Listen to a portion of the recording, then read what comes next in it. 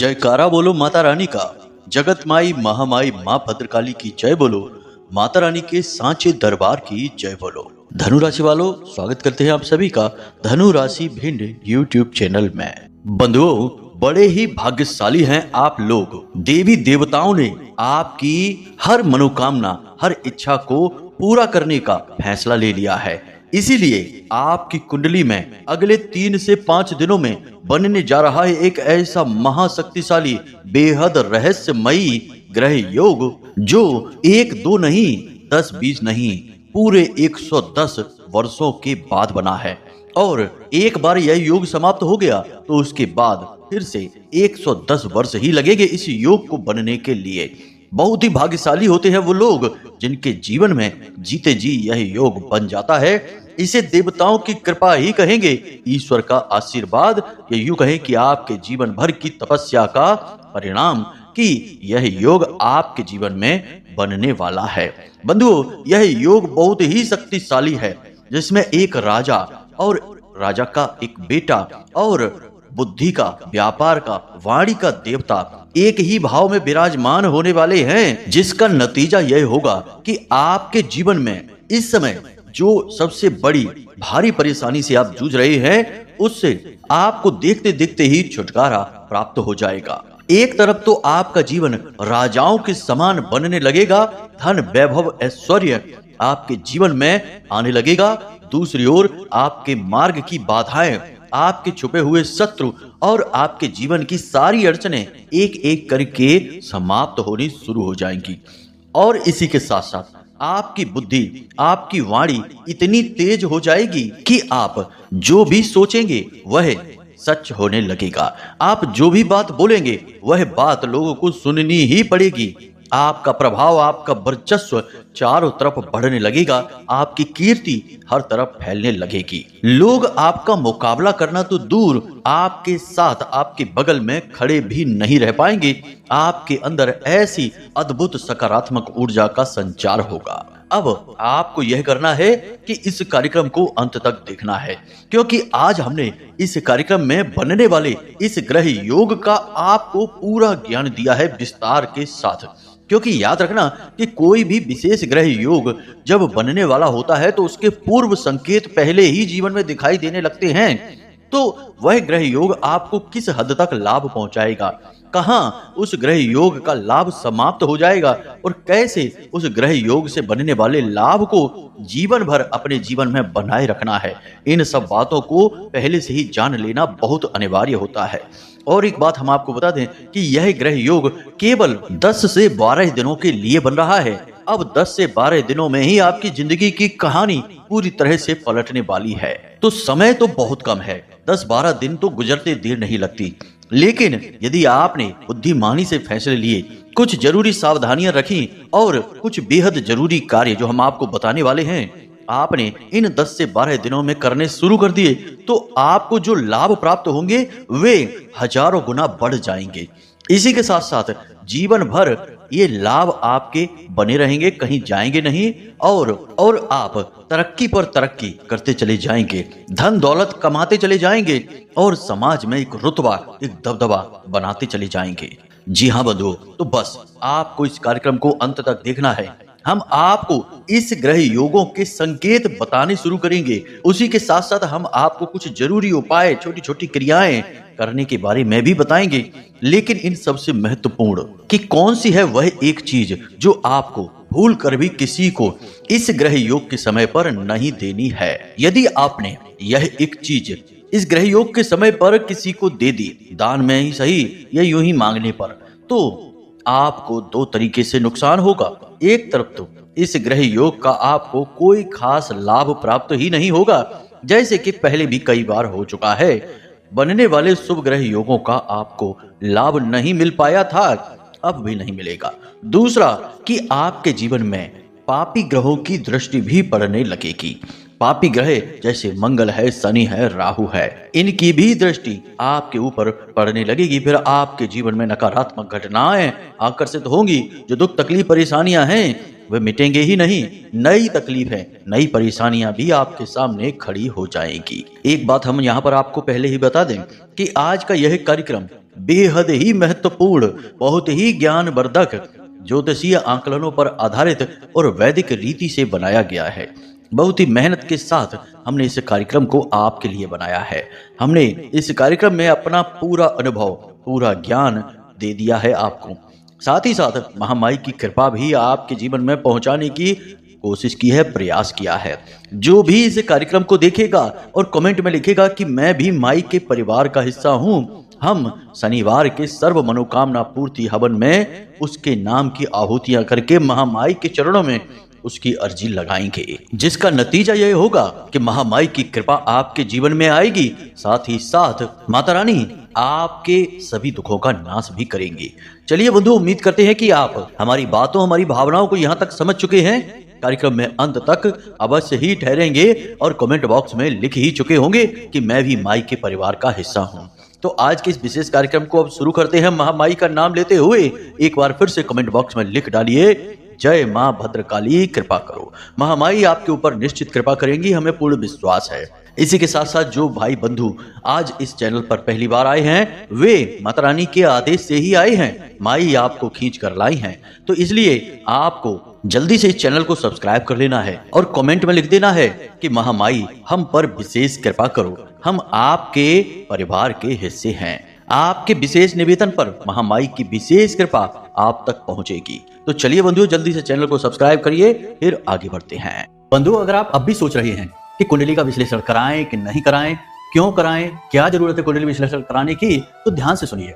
आप इस समय 3 तरीके की स्थितियों में फंसे हुए हैं। एक स्थिति तो यह है कि आपके ऊपर बहुत कर्जा है, व्यापार चल नहीं रहा है, घर में भी क्लेश रहता है, रिश्ते नातों में भी उथल पुथल मची हुई है। तो अब इस स्थिति में आप कैसे फंसे? कोई ना कोई ग्रह था जिसने परेशान किया, तो इससे बाहर निकलने का मार्ग क्या है? कुंडली में छुपा हुआ है, इसलिए कराइए। दूसरा कि आप कुछ जीवन में करना चाहते हैं, निर्णय ले नहीं पा रहे हैं, समझ में आ नहीं रहा है कि क्या करें क्या ना करें, तो इस स्थिति में श्रेष्ठ मार्गदर्शन कौन करेगा? आपके ग्रह, आपकी कुंडली। तीसरा कि आपकी जिंदगी में आपने सब कुछ हासिल कर लिया है, कामयाबी भी हासिल कर ली है, रिश्ते नातों में भी सुख शांति है, परंतु आपके मन में एक बेचैनी है, क्योंकि अब तक शायद आपने वह हासिल नहीं कर पाया जिसके लिए आपका जन्म इस धरती पर हुआ था। यानी कि अपने सही उद्देश्य को आप अब तक हासिल नहीं कर पाए हैं। तो वह उद्देश्य क्या है, क्यों आप इस धरती में, इस संसार में आए हैं, उस उद्देश्य को जानना है। इसको जानने के लिए आपको कुंडली दिखानी है। तो आपके जीवन में जो भी परिस्थितियां हैं, इन परिस्थितियों के सही कारण और उनके निवारण को केवल आपकी कुंडली बता सकती है, इसलिए आपको कुंडली दिखानी है। तो बस अगर आप ऐसी परिस्थितियों में हैं, तो नंबर हमने वीडियो में दे रखे हैं। किसी भी नंबर पर 10 बजे से 4 बजे के बीच फोन लगाइए। छोटी सी दक्षिणा देने के बाद अपनी कुंडली का श्रेष्ठतम आकलन करा लीजिए। जय माई की। तो बंधुओं, अब जरा ध्यान से हमारी सारी बातों को समझना है। सबसे पहले हम आपको बता दें कि आपकी कुंडली में अगले 3 से 5 दिनों में बनने वाला है यह विशेष ग्रह योग। इस ग्रह योग में सूर्य देवता, शनि देव और बुध देव एक ही भाव में आकर बैठेंगे और आपको विशेष दृष्टियों से देखते हुए विशेष धन लाभ और समस्याओं से छुटकारा दिलाने की पूरी जोर लगाएंगे, ताकत लगाएंगे। अब यही वह समय होगा जब आपको भी कुछ जरूरी कार्य करने प्रारंभ कर देने चाहिए। सबसे पहला और महत्वपूर्ण कार्य आपको यह करना है कि अब जब आप इस कार्यक्रम को देख रहे हैं, अगले दिन से ही सुबह सूर्योदय से पहले जागना है। याद रखना कि सूर्य देवता को वे लोग अति प्रिय हैं जो सूर्योदय से पहले जागते हैं, और सूर्योदय होने के बाद सूर्य देव को जल समर्पित अवश्य करना है। जो भी सूर्य देवता को अर्घ देते हैं, सूर्योदय से पहले जागते हैं, वे सूर्य देवता के अति प्रिय होते हैं। याद रखना कि सूर्य देव ही इस संसार को चला रहे हैं, सबसे बड़े वाहक, सबसे बड़े कारक हैं, और सूर्य देवता ही वो देव हैं जिनसे स्वयं हनुमान जी ने भी शिक्षाएं, विद्याएं ग्रहण की थी। तो आपको सबसे पहले सूर्य देवता की कृपा तो प्राप्त होनी ही चाहिए। और यह विशेष जो ग्रह योग है, इसमें भी सबसे महत्वपूर्ण सूर्य देव ही है, सूर्य ग्रह ही सबसे महत्वपूर्ण भूमिका निभा रहा है। तो अब कम से कम आने वाले 10 से 15 दिनों तक आपको यह नियम बनाकर रखना है कि प्रतिदिन सूर्योदय से पहले जागना है और सूर्य देवता को जल समर्पित करना है। अब यदि आपको और भी अधिक लाभ चाहिए इस ग्रह योग का, सूर्य देवता का, तो आपको छोटे छोटे 2-3 काम जल समर्पित करते समय जरूर करनी है। पहला कि जल में आपको 3 चीजें मिलानी है। एक तो कोई लाल रंग का पुष्प मिला ले, दूसरा थोड़ा सा गुड़ डाल दे यानी जल को मीठा कर ले, तीसरा कि उसमें काले तिल अवश्य डालें। इन 3 चीजों को जल में मिलाकर आपको सूर्य देवता को जल समर्पित करना है। जल समर्पित करते समय अपने सिर पर कपड़ा अवश्य रखें और पैरों में कुछ भी ना पहने यानी नंगे पैर होकर जल समर्पित करें। इससे सूर्य देवता बहुत जल्दी प्रसन्न हो जाते हैं। तो एक तो यह काम आपको प्रतिदिन करना है। दूसरा आप यह भी करें कि अपने पिता को कुछ भी सफेद रंग का उपहार गिफ्ट जरूर दे दे। कोई वस्त्र सफेद रंग के उन्हें उपहार में दे दें या कुछ खाने के लिए मीठा सफेद रंग का उन्हें दे दें, कोई मिठाई लाकर दे दें। ऐसे ही यूं ही बस उपहार स्वरूप दे दें। इससे चेहरे पर पिता की मुस्कुराहट आएगी और आपके लिए आशीर्वाद निकलेगा। और सूर्य देवता को ही पिता तुल्य माना गया है। आपके पिता सूर्य देवता के ही प्रतीक हैं, तो इससे सूर्य की विशेष कृपा आपको प्राप्त हो जाएगी। दूसरा कार्य आपको यह करना है कि आपके घर की जो पश्चिमी दिशा है, ठीक पश्चिम दिशा, वहां पर आपको रोज शाम के समय यानी जब सूर्यास्त हो रहा हो, गोधूली अवस्था हो, उस समय पर सरसों के तेल का एक दीपक अवश्य जलाना ही जलाना है। प्रतिदिन का यह नियम बना लीजिए। आने वाले 10 से 12 दिनों तक आप यही कार्य करेंगे। इसी के साथ साथ यदि आपको धन को लेकर परेशानी है यानी आप पैसे से परेशान चल रहे हैं, आपका पैसा अटका हुआ है, कहीं पर आपने पैसा लगाया है तो आपको लाभ प्राप्त नहीं होता है, हर व्यक्ति आपका पैसा लेकर भाग जाता है, लोग आपको पैसे के लिए तंग करते रहते हैं और सबसे बड़ी बात कि आपके जीवन में पैसे की आवक बहुत ही कम है, धीमी होती जा रही है, कर्जा बहुत बढ़ गया है, तो फिर आप इस एक उपाय को भी अवश्य कर लें क्योंकि यह समय बहुत ही शुभ आ रहा है। अगले 10 से 15 दिन बहुत ही गजब के चमत्कारी होंगे और इस उपाय का आपको विशेष लाभ होगा। धन संपत्ति रुपए पैसे की समस्या तो चुटकियों में समाप्त हो ही जाएगी। तो आपको क्या करना है जरा ध्यान से सुनिए। एक काले रंग का चौकोर कागज लेना है, बिल्कुल काला कागज होना चाहिए और चमकदार कागज नहीं होना चाहिए, बिना चमक वाला कागज। अब इस कागज के ठीक बीचों बीच आप एक सिक्का चिपका देंगे, 10 रुपए 5 रुपए का कोई भी सिक्का। याद रखना कि सिक्का खोटा नहीं होना चाहिए, चलने वाला सिक्का होना चाहिए। एक सिक्का चिपका देंगे। अब इस कागज के ठीक बीचों बीच यानी उस सिक्के के ऊपर आप 500 रुपए का या 100 रुपए का एक नोट भी चिपका देंगे। नोट भी चलने वाला होना चाहिए, नकली नोट नहीं। याद रखना कि ये क्रिया बहुत शक्तिशाली है, यहाँ शुद्धता बहुत आवश्यक है। तो इस 100 रुपए के या 500 रुपए के नोट को आप उस सिक्के के ऊपर चिपका देंगे। अब वह सिक्का छिप गया। अब इस नोट के ऊपर आप इत्र लगा देंगे। इत्र बाजार में मिलता है जो पूजा पाठ में प्रयोग किया जाने वाला होता है। उस इत्र को आप इस नोट के ऊपर अच्छी तरह से लगा देंगे। अब इस कागज को, नोट वाला जो कागज है, इसे बाजार ले जाएंगे और फोटो फ्रेम इसका बनवा लेंगे। फ्रेम करने वाले जो दुकानदार होते हैं उनसे बोलेंगे कि लकड़ी के फ्रेम का ही प्रयोग करना है, धातु का बिल्कुल भी नहीं करना है। लकड़ी ऊर्जा की कुछ चालक होती है, तो इस ऊर्जा को आपके घर में, आपके जीवन में कैद करके रख पाएगी। तो आपको लकड़ी का फ्रेम करवाना है। तो अब ध्यान से सुनिए, आपके पास एक फ्रेम है जिस पर कांच लगा हुआ है, प्लास्टिक नहीं लगवाना है, पॉलीथीन वगैरह नहीं, कांच लगवाना है। कांच शुक्र का प्रतीक होता है और शनि शुक्र मित्र हैं। तो आपको कांच का एक फ्रेम है आपके पास जिसमें लकड़ी का चारों तरफ बॉर्डर है, कवर है। अब आपके पास में यह सीन, यह तस्वीर तैयार हो चुकी है। आपको इस तस्वीर को लेकर आना है और इसे शाम के समय उसी गोधूली अवस्था में अपने घर की पश्चिमी दिशा में लगा देनी है। पश्चिमी दिशा की दीवार पर लगा देनी है और ऊंचाई अधिक देनी है, यानी आपके सिर से ऊंची होनी चाहिए, नजरों के सामने नहीं, सिर उठाकर ऊपर देखना पड़े इतनी ऊंचाई पर लगा देना है। अब कुछ लोग कहते हैं कि गुरुजी हमारे तो पश्चिमी दिशा में मुख्य दरवाजा है या फिर पश्चिमी दिशा में खिड़की है या जो भी कुछ है, बस टॉयलेट नहीं होने चाहिए, तो आप उस दीवार पर लगा दें। जो भी कुछ हो, कोई समस्या नहीं है, टॉयलेट वगैरह ना हो इसका विशेष ध्यान रखें। रसोई है तो कोई बात नहीं, मुख्य दरवाजा है तो भी कोई बात नहीं है, खिड़की है तब भी कोई बात नहीं है, किसी भी स्थिति में आप लगा दें। अब एक चीज का ध्यान रखें कि आपने शनिदेव को समर्पित की है यह चीज, तो जिस दीवार पर आप यह लगा रहे हैं उस दीवार के नीचे जूते चप्पल वगैरह ना इकट्ठे करें, नकारात्मक चीजें ना रखें, गंदगी ना रखें, और उस दीवार पर प्रकाश की व्यवस्था ठीक ठाक होनी चाहिए। यानी आप किसी ऐसे कमरे में जाकर ना लगा दें जहां गुप्त अंधेरा बना रहता है, प्रकाश होता ही नहीं है, बल्ब भी लगा नहीं है, तो ऐसी जगह ना लगाएं। प्रकाश की व्यवस्था होनी चाहिए, सफाई होनी चाहिए, दीवार साफ सुथरी होनी चाहिए, गंदगी नहीं होनी चाहिए। हालांकि शनि का वास तो गंदगी में ही माना जाता है, लेकिन आपको उस जगह को पवित्र रखना है क्योंकि आप सकारात्मक ऊर्जा चाहते हैं।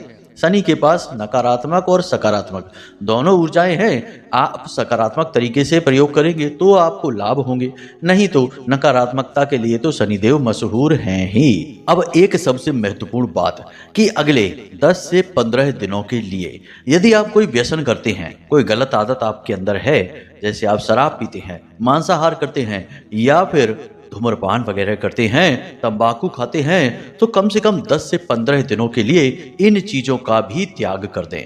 15 दिनों के लिए आप यह संकल्प ले लें कि आप कोई भी गलत कार्य नहीं करेंगे। जहां तक हो सके सत्य बोलने की कोशिश करें और अपनी वाणी बहुत ही मधुर रखें। याद रखें कि इस विशेष ग्रह योग में बुध का बहुत बड़ा योगदान है और बुध वाणी के, बुद्धि के और व्यापार के कारक ग्रह हैं। तो ऐसे में आपको अपनी वाणी शुद्ध रखनी ही होगी। अब एक महत्वपूर्ण बात बता दें कि जब भी कोई इंसान अपनी वाणी से गलत शब्दों का प्रयोग करता है, चाहे उसका बुध कितना ही अच्छा क्यों ना हो, शुभ से शुभ फल देने वाला ही क्यों ना हो, तुरंत उसका बुध नकारात्मक हो जाता है। और एक बार बुध यदि नकारात्मक होता है तो ऐसा माना जाता है कि अगले 5 दिनों तक फिर बुध नकारात्मक ही रहता है। यानी सोचने वाली बात यह है कि सकारात्मक बनाने में बुध को कितना प्रयास करना है। गाय को हरी घास खिलाइए, भगवान गणेश का पूजन करिए, आचरणों को शुद्ध रखिए, मेहनत करिए, तब जाकर बुध सकारात्मक होंगे। आपके काम धंधे व्यापार चमकेंगे, आपकी कीर्ति फैलेगी, बुद्धि तेज होगी। लेकिन आपने जरा सा गलत शब्दों का प्रयोग किया, किसी का अपमान किया, पीठ के पीछे किसी की बुराइयां चुगलियां की और गाली गलौज का शब्दों का प्रयोग कर दिया, आपका बुध तुरंत खराब हो गया। अब कम से कम 5 दिनों तक यह आपको सकारात्मक फल नहीं देगा। 5 दिन के बाद ही यह फिर से अपनी स्थिति को बदलेगा आपके लिए।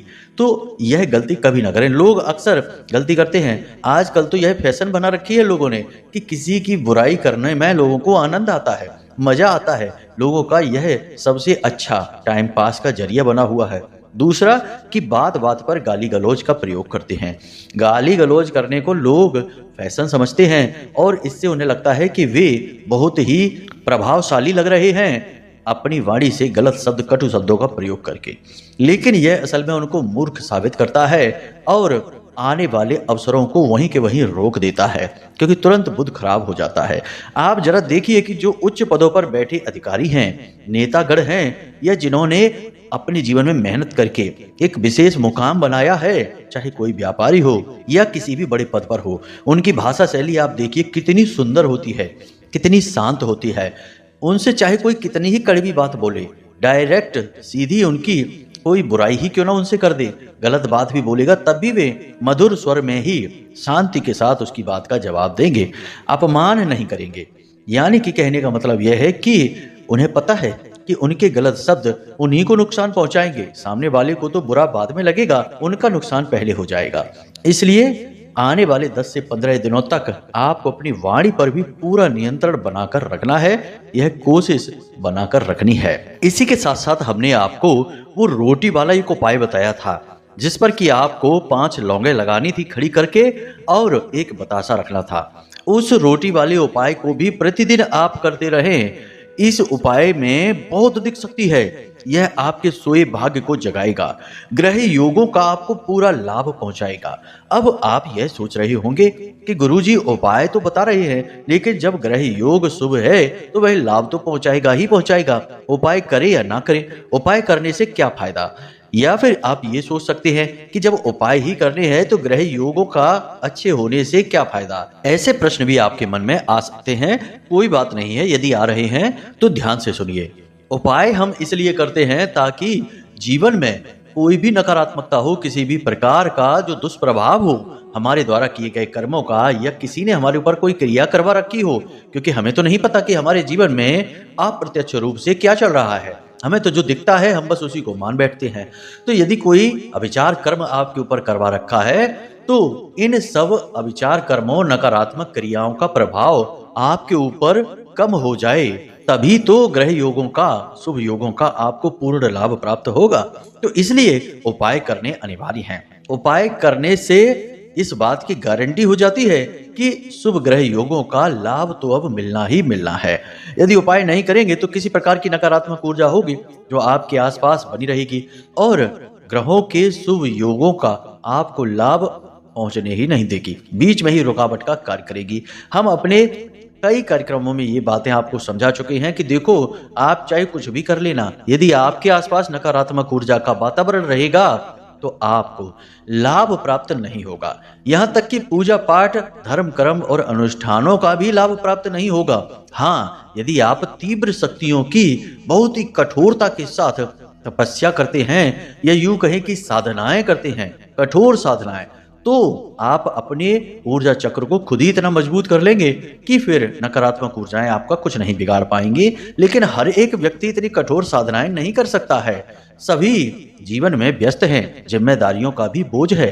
तो ऐसे में छोटे छोटे उपाय करने से इन नकारात्मकताओं से काफी हद तक मुक्ति प्राप्त हो जाती है। अब ध्यान से सुनिए, हम आपको बताने जा रहे हैं उस एक चीज के विषय में जिसे आपको आने वाले 10 से 15 दिनों में किसी को भी भूल से भी दे नहीं देना है।